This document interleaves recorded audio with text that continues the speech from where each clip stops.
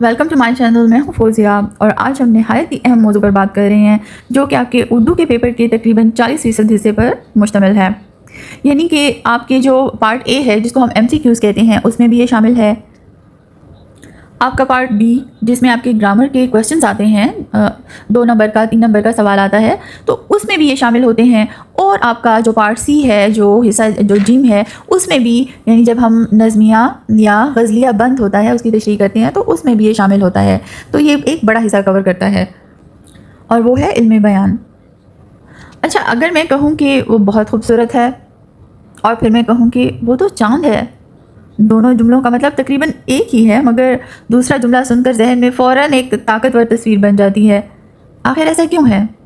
کیونکہ یہی ہے علم بیان کا کمال. آج صرف 3 منٹ میں آپ کو سمجھاؤں گی کہ علم بیان کیا ہے، کیوں ضروری ہے اور امتحان میں اس کی کیا اہمیت ہے. سب سے پہلے تو یہ جان لیں کہ علم بیان اردو ادب کی اصطلاح میں وہ علم ہے جو ایک ہی بات کو مختلف انداز میں بیان کرنے کے طریقے سکھاتا ہے. یعنی صرف بات کو کہنا کافی نہیں ہے بلکہ سننے والا متاثر بھی ہو، سمجھ بھی آئے اور وہ اس بات کو یاد بھی رکھے. ہے نا انٹرسٹنگ؟ جیسے ایک مثال ہے کہ اس کی آواز میں شہد گھلا ہوا ہے. دوسری مثال یہ ہے کہ یہ سن کر وہ بہت خوش ہوا. چلیے اگر میں کہتی ہوں کہ یہ سن کر وہ بہت خوش ہوا، یہ جملہ کافی بورنگ ہے، بالکل اسپاٹ سا. لیکن اگر میں کہتی ہوں کہ یہ سن کر اس کے چہرے پر بہار آ گئی تو آپ کے ذہن میں ایک اسٹرانگ سا امیج آ جائے گا. ان جملوں میں بات وہی ہو رہی ہے مگر انداز ایسا دلکش ہے کہ ذہن میں فوراً ایک تصویر سی بن جاتی ہے. یہی علم بیان کا کمال ہے اور یہی ٹیکنیک استعمال کر کے جتنے بھی مصنف ہیں یا شاعر ہیں وہ اپنے کلام کو مزید خوبصورت لوں گی. علم بیان کے 4 بنیادی موضوعات ہیں جو ہم آگے ویڈیوز میں باری باری تفصیل سے ڈسکس کریں گے انشاءاللہ. نمبر 1 ہے تشبیہ، نمبر 2 استعارہ، نمبر 3 مجاز مرسل اور نمبر 4 کنایہ. اگر آپ کو علم بیان کی سمجھ آ گئی تو آپ کے لیے پیپر کرنا نہایت آسان ہو جائے گا. اب آ جاتے ہیں علم بدیع کی طرف. بدیع کے معنی ہے نیا، انوکھا یا جدید. علم بیان جو ہے وہ ابتدائی شکل ہے اور علم بدیع جو ہے وہ بلیغ صورت ہے، یعنی کہ ایک ایڈوانس فارم ہے اسی کی. علم بیان کی ہی ایک ایڈوانس فارم ہے علم بدیع.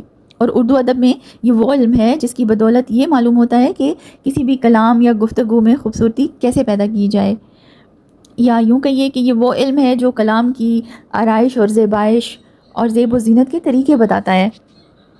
چلیں اس کی مثال یوں لے لیتے ہیں کہ ایک خالی کمرہ ہے، بے رونق دیواریں ہیں، خاموشی ہے اور آپ وہاں بیٹھے ہیں. تھوڑی دیر بیٹھنے کے بعد آپ کا دل اکتا جائے گا اور آپ وہاں سے اٹھ کر جانا چاہیں گے اور آپ چلے جائیں گے. مگر اگر یہی کمرہ ہے اور یہی دیواریں آراستہ ہیں تو آپ کا دل لگا رہے گا، آپ وہاں بیٹھنا پسند کریں گے. تو بالکل اسی طرح سے کلام پڑھنے والا بھی بور نہ ہو جائے، اس غرض سے اس کلام کو بنایا سنوارا جاتا ہے، اسے آراستہ کیا جاتا ہے، اس کی زیب و زینت کی جاتی ہے. تو ان تمام طریقوں کو صنعتیں کہا جاتا ہے جن طریقوں سے کلام کو بنایا سنوارا جاتا ہے. تو صنعتیں یا صنایا بھی کہا جاتا ہے یا محسنات بھی کہا جاتا ہے. یہ صرف کلام میں حسن پیدا کرنے کے لیے استعمال کی جاتی ہیں. یعنی اگر یہ نہ بھی ہوں تو کلام کی صحت پر کوئی اثر پڑتا نہیں ہے خاص. تو اگر ہوں تو مزید کلام کے حسن میں اضافہ ہوتا ہے، اس کا حسن دوبالا ہو جاتا ہے. تو انشاءاللہ آگے ویڈیوز میں مختلف صنعتوں پر بات ہوگی، ان کا استعمال اور جو ہے مثالوں کے ساتھ ہم انشاءاللہ وضاحت کریں گے. اگر آپ کو یہ ویڈیو پسند آئی ہو تو لائک اور شیئر کر دیں تاکہ دوسروں کو بھی فائدہ ہو. Thank you.